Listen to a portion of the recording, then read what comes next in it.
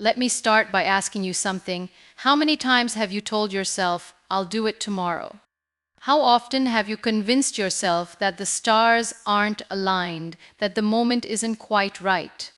We've all been there, standing at the edge of a decision, hesitating, waiting for some cosmic signal to tell us now is the time. But here's the truth, and I want you to hear this clearly: the time is now. Not tomorrow, not next week, not when you feel ready.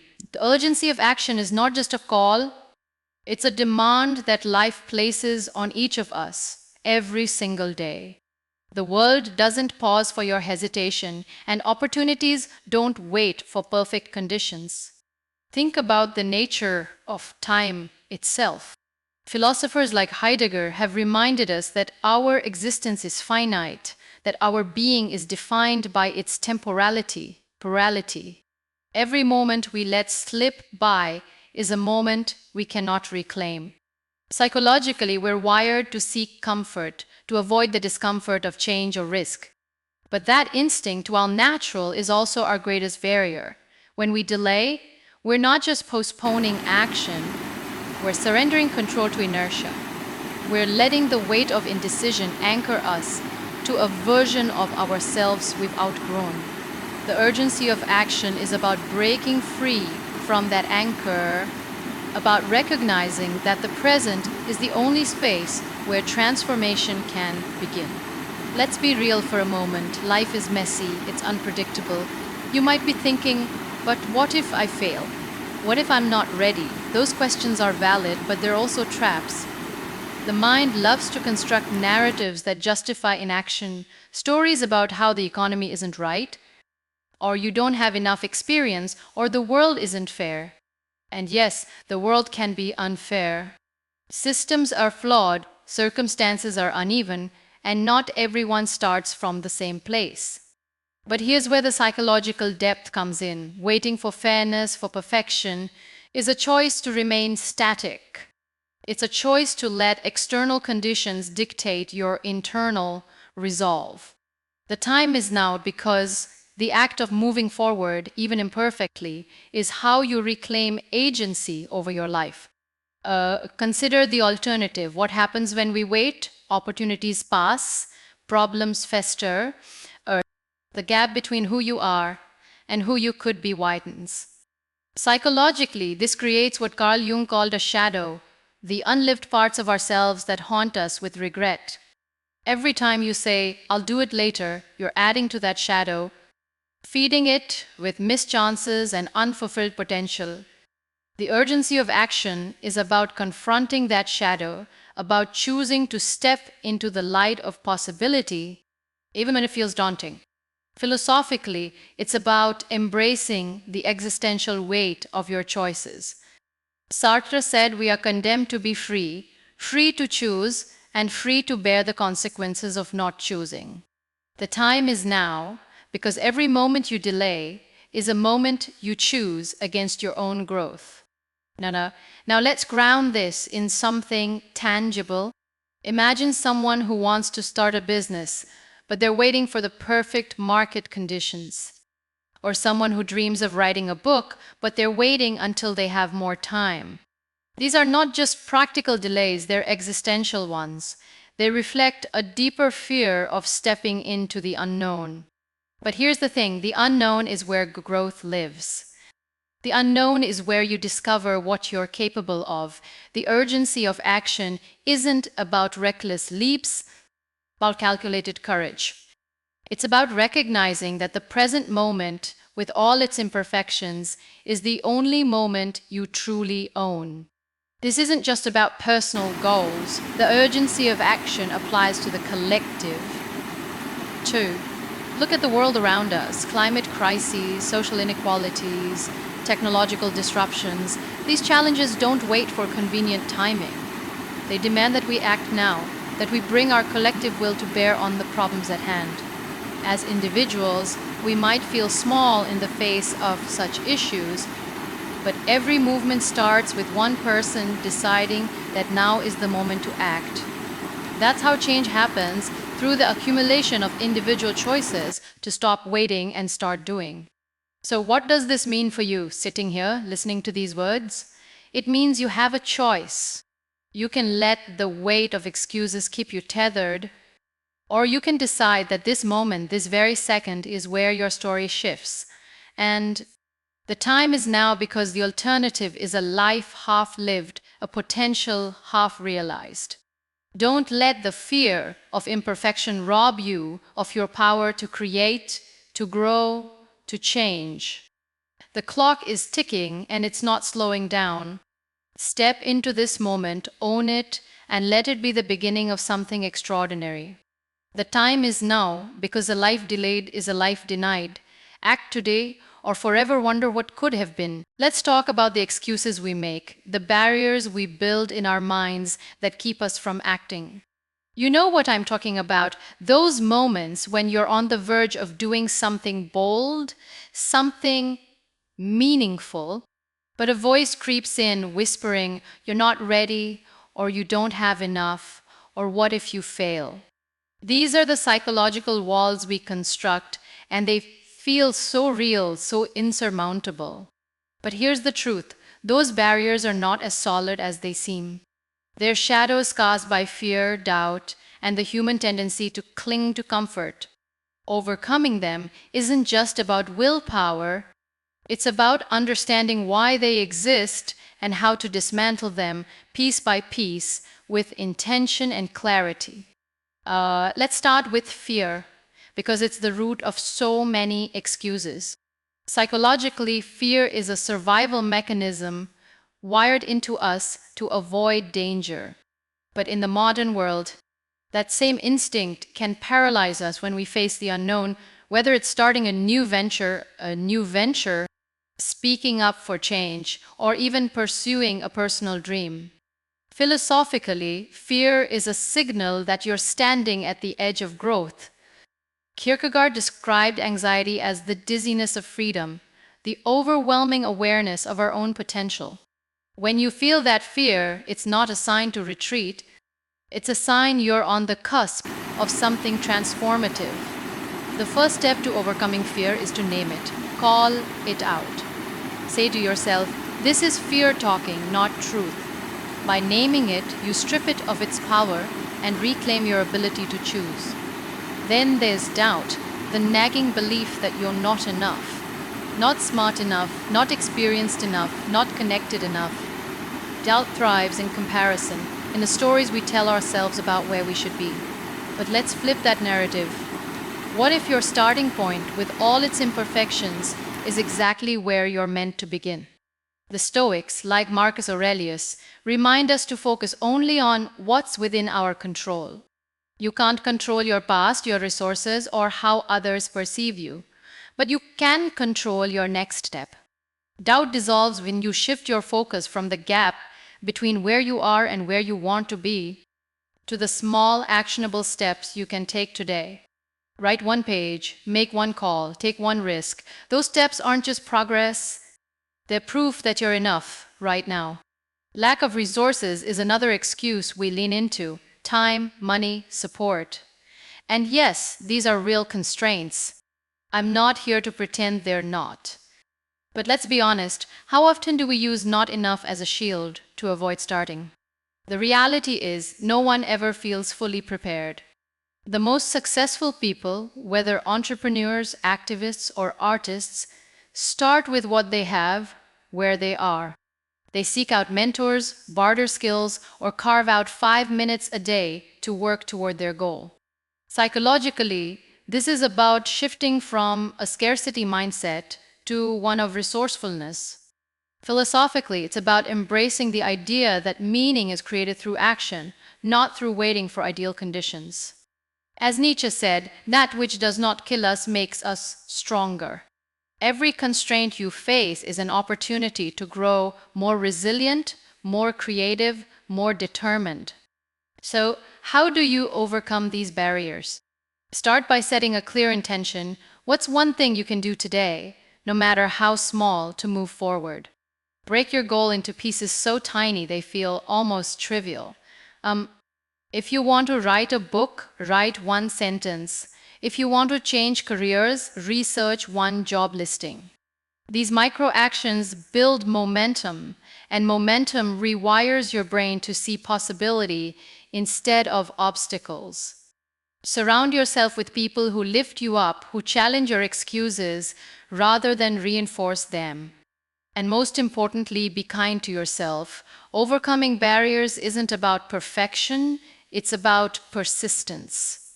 Every step forward is a victory over the inertia of doubt. This connects to the bigger picture of taking responsibility for your life and seizing the moment. Barriers are universal, but so is the capacity to overcome them. The question is whether you let fear, doubt, or scarcity define you, or whether you will choose to act despite them. The time is now, not because the path is easy, but because the act of moving forward is how you become who you're meant to be. Choose one step today because a single action can shatter a lifetime of excuses. Let's talk about something that lies at the heart of why we're here today: personal responsibility. It's a concept that sounds simple, but it carries profound weight, psychologically, philosophically, and practically. When I say the time is now, I'm not just urging you to act, I'm asking you to take ownership of your life, to stop pointing fingers at the world and start looking within. We all have a tendency to blame external circumstances, society, systems, timing, other people, for why we're not where we want to be. And while those things can be real obstacles, leaning on them as excuses is a choice to stay stuck. Personal responsibility is about rejecting that choice and embracing the truth that you are the author of your own story. Starting this very moment, think about how easy it is to externalize our struggles. The economy is bad, so you can't start that business. Someone else got the opportunity, so you didn't pursue yours. Life's been unfair, so why even try? These narratives are seductive because they let us off the hook. Psychologically, they're a defense mechanism, a way to protect ourselves from the discomfort of accountability. But here's the thing: every time you blame something outside yourself, you're handing over your power. You're saying, my life is in someone else's hands. And that's not just disempowering, it's a betrayal of your own potential. Philosophically, this ties to what Sartre meant when he said we are condemned to be free. Freedom is heavy because it comes with the burden of choice. You can't escape the fact that every moment you're choosing either to act or to let circumstances define you. Now, I'm not saying external challenges aren't real. They are. Some of you might be facing systemic barriers, financial hardship, or personal setbacks that feel overwhelming. But personal responsibility isn't about denying those realities, it's about refusing to let them have the final word. It's about asking, what can I do right now with what I have? That question shifts your mindset from victimhood to agency. It's what psychologists call an internal locus of control, the belief that your actions, not external forces. Studies show people with this mindset are more resilient, more likely to persist through adversity. Why? Because they see themselves as the driver, not the passenger, of their life's journey. Let's make this concrete. Imagine you want to change careers, but you feel trapped because you lack the right qualifications. Blaming the system for gatekeeping is easy, but taking responsibility means looking for what's in your control. Can you take an online course, network with someone in the field, start a side project to build skills? These are small acts, but they're acts of ownership. They say, I'm not waiting for permission. Philosophically, this aligns with Camus' idea of the absurd: life may lack inherent meaning, but we create meaning through. Every time you choose responsibility over blame, you're crafting a life that reflects your values, not your circumstances. This ties back to urgency and overcoming barriers. You can't act now if you're waiting for the world to hand you a solution. You can't overcome fear or doubt if you believe your fate lies outside your control. Personal responsibility is the bridge between where you are and where you want to be. It's not about being perfect or having all the answers. It's about showing up for yourself even when it's hard. It's about recognizing that every choice you make, every moment you decide to act or not, shapes who you become. So, what does this mean for you sitting here today? It means looking in the mirror and asking, am I owning my choices or am I letting excuses write my story? It means understanding that the time is now because no one else is going to live your life for you. Not your boss, not your family, not the universe. You are the one who decides what happens next. And that's both terrifying and liberating. It's terrifying because it demands courage. It's liberating because it means you're never truly powerless, no matter the odds. Take ownership today because the life you want begins the moment you stop waiting for someone else to give it to you. Let's bring this home by talking about what fuels action, inspiration. Not the fleeting kind you get from a catchy quote or a viral video, but the deep, unshakable kind that pushes you to move forward even when the path is unclear. Inspiration for momentum is about igniting a spark within you that doesn't just flicker but burns steadily, driving you to take that first step and keep going. It's the bridge between the urgency we've discussed, the barriers we've dismantled, and the responsibility we've. It's the force that makes you say, I'm doing this now, no matter what. And let me tell you, that force is already inside you. It's just waiting for you to tap into it. Psychologically, inspiration is a powerful motivator because it connects your actions to meaning. When you're inspired, you're not just chasing a goal, you're chasing a vision of who you can become. Think about someone like Malala Yousafzai, who as a young girl faced unimaginable threats but found the courage to speak out for education. Her inspiration wasn't just a moment of bravery, it was a deep conviction that her voice mattered. That conviction turned one act of defiance into a global movement. Or consider someone closer to home, maybe a teacher who believed in you when you didn't believe in yourself, or a friend who started a small business against all odds. These stories remind us that inspiration isn't about grand gestures, it's about ordinary people choosing to act in extraordinary ways. Philosophically, this aligns with Aristotle's idea of eudaimonia, flourishing through purposeful action. When you act on inspiration, you're not just moving, you're living in alignment with your highest self. But here's the catch. Inspiration doesn't just happen. It's not a lightning bolt from the sky. It's cultivated. You find it by connecting to something bigger than yourself, a cause, a dream, a legacy you want to leave. Psychologically, this is about tapping into intrinsic motivation, the kind that comes from within rather than external rewards. Studies show that people driven by intrinsic goals, personal growth, connection, impact, are more likely to persist through challenges. Why? Because their actions are tied to meaning, not just outcomes. So ask yourself, what lights you up? What makes you feel alive? Maybe it's creating something new, helping others, or simply becoming a better version of yourself. That's your fuel. That's what keeps you moving when fear or doubt tries to pull you back. Let's make this real. Imagine a woman who dreams of running a marathon but feels overwhelmed by the training. She's not a runner yet, but she's inspired by the idea of proving to herself she can do hard things. Her first step isn't the marathon, it's lacing up her shoes for a 2-minute jog. That single act, fueled by her vision, builds momentum.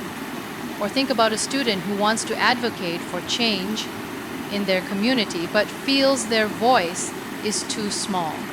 Inspiration comes when they share one post, attend one meeting, or talk to one person. These small actions, rooted in a larger purpose, create a ripple effect. They're proof that momentum doesn't require perfection, it requires commitment. This connects to everything we've talked about. You act now because the moment is fleeting. You overcome barriers by focusing on what's in your control. You take responsibility by owning your choices. But inspiration is the heartbeat of it all. It's what makes urgency feel exciting, barriers feel surmountable, and responsibility feel empowering. Without it, action is just motion. With it, action